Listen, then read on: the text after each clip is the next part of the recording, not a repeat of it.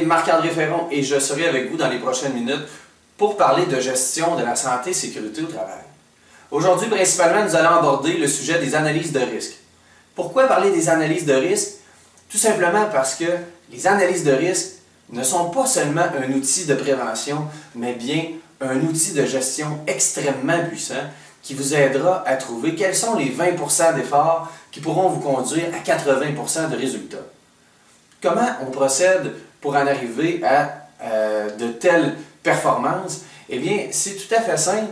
Vous n'avez qu'en premier lieu qu'à identifier l'ensemble des postes de votre organisation. Par la suite, sur chacun des postes, identifiez chacune des tâches. Sur chacune des tâches, identifiez chacun des risques présents.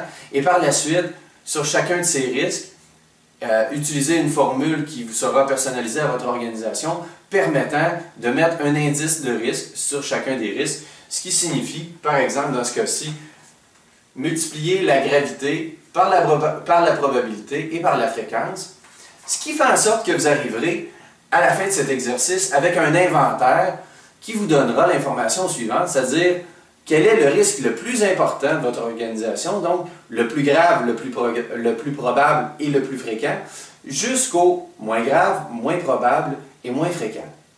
Dans le cas que vous ne faites pas un tel exercice, ce qui est important de savoir, c'est que vous êtes en mode improvisation, parce que vous pouvez gérer les risques qu'à partir du moment que vous les connaissez. On ne peut pas gérer ce que l'on ne connaît pas, donc l'analyse de risque permet de répondre à cette préoccupation.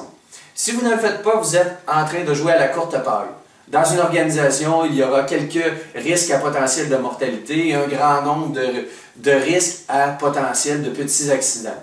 Donc, lorsque des événements surviendront dans votre événement, vous pigerez la courte paille un de ces jours et le malheur cognera à votre porte. Alors voilà pourquoi il est important d'organiser notre gestion de la prévention en fonction d'un inventaire des dangers bien structuré.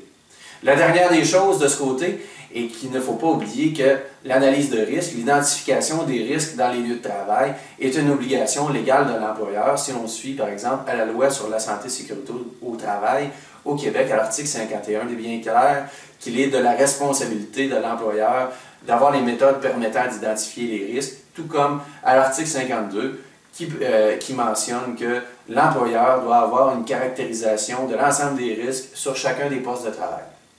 Alors, si vous désirez en savoir plus sur les analyses de risque ou l'identification des risques, je vous suggère de consulter notre outil de diagnostic disponible sur la boutique de Gestion Authentique au www.gestionauthentique.com ou nous faire parvenir vos questions sur notre blog. Merci, bonne fin de journée.